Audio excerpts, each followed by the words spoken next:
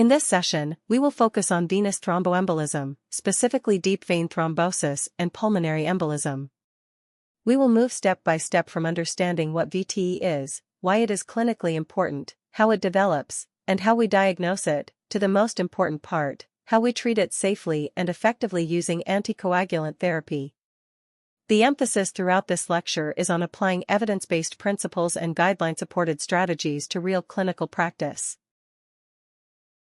Venous thromboembolism refers to the formation of a blood clot within the venous circulation. It is not a single disease, but rather a spectrum that includes deep vein thrombosis and pulmonary embolism. Deep vein thrombosis typically occurs in the deep veins of the lower extremities or pelvis. Patients may present with unilateral leg swelling, pain, warmth, and erythema, but it is important to remember that DVT can also be asymptomatic. The major clinical concern with DVT is not only the local symptoms, but the risk that part of the clot can detach and travel through the venous system. When a thrombus or a fragment of a thrombus migrates from the deep veins to the pulmonary circulation, it results in pulmonary embolism. This causes obstruction of blood flow within the pulmonary arteries. Pulmonary embolism can present dramatically with sudden shortness of breath, chest pain, tachycardia, or hemoptysis, but it may also present subtly. VTE is one of the most common and most preventable causes of hospital-related death.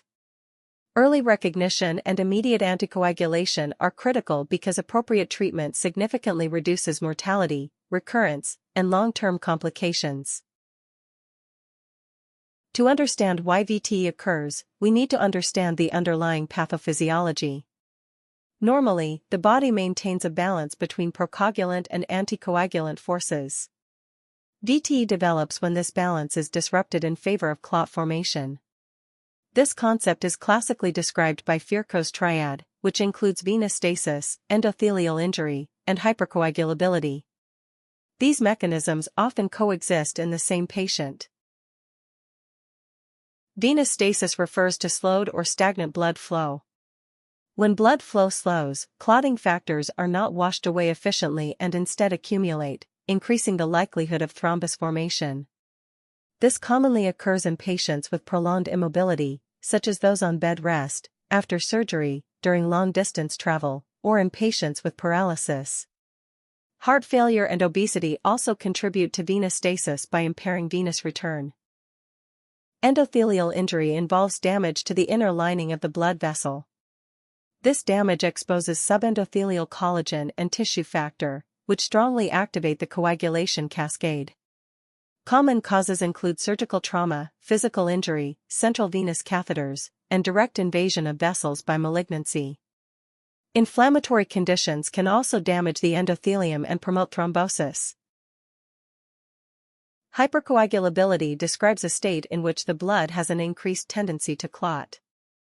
This may be inherited, such as with factor V Leiden mutation or protein C or S deficiency, or acquired, such as in cancer, pregnancy, estrogen therapy, or antiphospholipid syndrome. Inflammation and sepsis also increase coagulation by activating clotting pathways and suppressing natural anticoagulant mechanisms. When these factors interact, a thrombus forms in the deep veins, most commonly in the lower extremities. If the thrombus remains localized, it manifests as DVT. However, if a portion of the clot embolizes, it travels through the inferior vena cava, the right side of the heart, and ultimately lodges in the pulmonary arteries, causing pulmonary embolism. Understanding this progression is essential for both prevention and treatment strategies. The Wells score is a clinical prediction rule designed to estimate the probability of DVT before diagnostic testing. It is important to emphasize that the Wells score does not diagnose DVT. Instead, it stratifies patients into low or high probability groups, guiding appropriate and efficient use of diagnostic tests. Although a three-tier model was originally proposed, the two-tier model is now more commonly used in practice. Patients are categorized as DVT unlikely or DVT likely. This simplified approach improves clinical decision-making and reduces unnecessary imaging without compromising patient safety. In patients with low pretest probability, D-dimer testing is used first. a negative D-dimer effectively rules out DVT. If the D-dimer is positive, ultrasound imaging is required. In contrast, patients with high pretest probability should proceed directly to Doppler ultrasound, because a negative D-dimer in this group is not sufficiently reliable. D-dimer is a breakdown product of cross-linked fibrin. When a clot forms, the body simultaneously activates fibrinolysis to break it down. During this process, D-dimer fragments are released into the circulation, making it a sensitive marker of active clot formation and degradation. D-dimer testing is most valuable as a rule-out test in patients with low clinical probability. It has high sensitivity but low specificity, meaning it is frequently elevated in many non-thrombotic conditions such as infection, inflammation, pregnancy, and cancer. Pulmonary embolism occurs when a thrombus obstructs pulmonary arterial blood flow. Most emboli originate from proximal lower extremity DVTs. PE is a medical emergency because obstruction of pulmonary blood flow increases right ventricular afterload, which can rapidly lead to right heart failure and death. After embolization, the clot lodges in the pulmonary arteries, causing mechanical obstruction and vasoconstriction. This increases pulmonary vascular resistance, elevates right ventricular pressure, and reduces left ventricular preload, leading to hypotension and shock in severe cases. The severity depends on clot burden, cardiopulmonary reserve, and right ventricular function. Clinical presentation ranges from mild dyspnea to cardiovascular collapse. Severe PE may present with hypotension, syncope, or signs of acute right ventricular failure such as jugular venous distension. Importantly, PE may be clinically silent, particularly in postoperative or immobilized patients. Risk factors for PE mirror those for DVT and include hypercoagulable states, venous stasis, and endothelial injury. A previous history of VTE is the single strongest predictor of future events. Pulmonary embolism is classified by risk of early mortality. Massive PE is characterized by hemodynamic instability and often requires thrombolysis. Submassive PE involves right ventricular dysfunction without hypotension and requires close monitoring. Low-risk PE is treated with anticoagulation alone. The Wells score for PE estimates pretest probability and guides diagnostic testing. It helps clinicians decide whether D-dimer testing is appropriate or whether immediate imaging is required.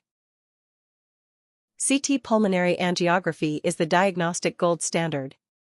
In special populations such as pregnancy or renal impairment, ventilation perfusion scanning may be preferred. Assessment of right ventricular function provides prognostic information.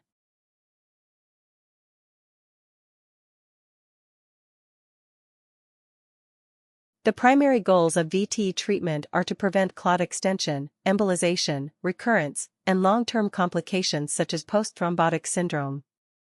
There are three main anticoagulation strategies, selected based on patient factors and drug characteristics.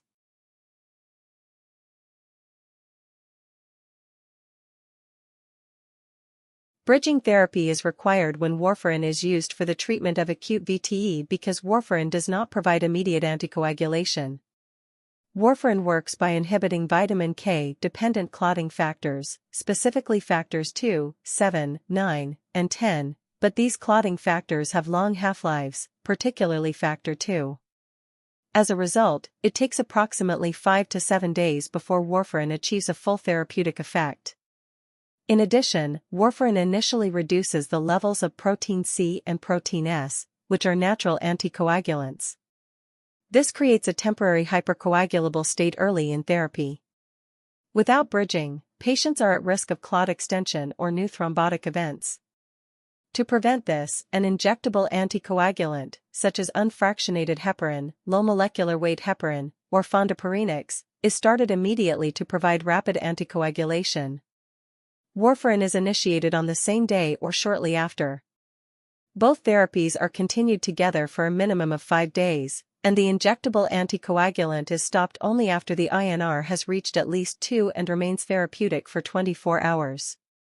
This strategy is now used mainly in special situations, such as patients with severe renal impairment, those who cannot afford DOACs, or in settings where close INR monitoring is feasible.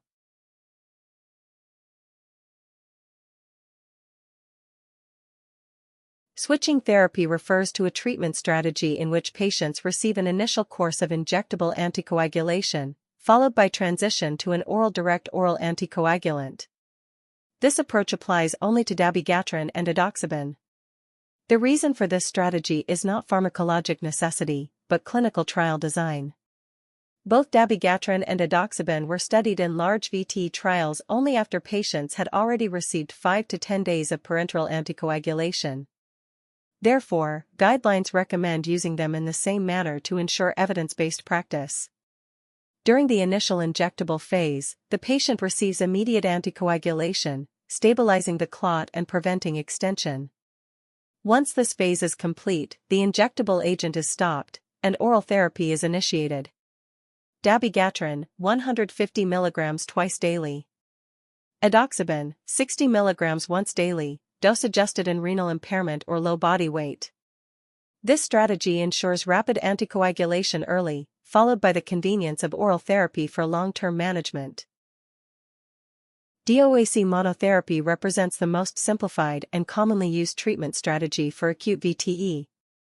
This approach is used with apixaban and rivaroxaban, which are unique among DOACs because they were specifically studied as standalone therapy without prior injectable anticoagulation. Both agents use an initial higher dose phase, sometimes referred to as a loading phase, to provide immediate and sufficient anticoagulant effect. Rivaroxaban, 15 mg twice daily for the first 21 days, followed by 20 mg once daily. Apixaban, 10 mg twice daily for the first 7 days, followed by 5 mg twice daily. The higher initial doses compensate for the absence of injectable anticoagulation and ensure rapid inhibition of factor Xa during the period of highest risk for clot extension and recurrence. This strategy offers several advantages, including no injections, predictable pharmacokinetics, no routine laboratory monitoring, and improved patient adherence. For these reasons, DOAC monotherapy is now guideline preferred for most patients with VTE, provided there are no contraindications such as severe renal impairment or drug interactions. With appropriate patient selection, many VTE cases can be treated safely at home. This reduces hospital stays and improves patient satisfaction without compromising outcomes. A minimum of 3 months of anticoagulation is required for all VTE patients. Longer duration depends on whether the event was provoked, unprovoked, or cancer-associated. Lower-dose DOAC regimens provide effective long-term protection with reduced bleeding risk. Aspirin is much less effective and should only be considered if anticoagulation is discontinued.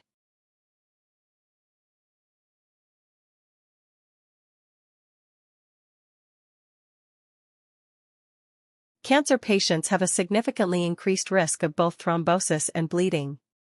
DOACs are preferred in many cases, but LMWH remains recommended in patients with high bleeding risk tumors. Renal function, pregnancy, and extreme body weight significantly influence anticoagulant selection.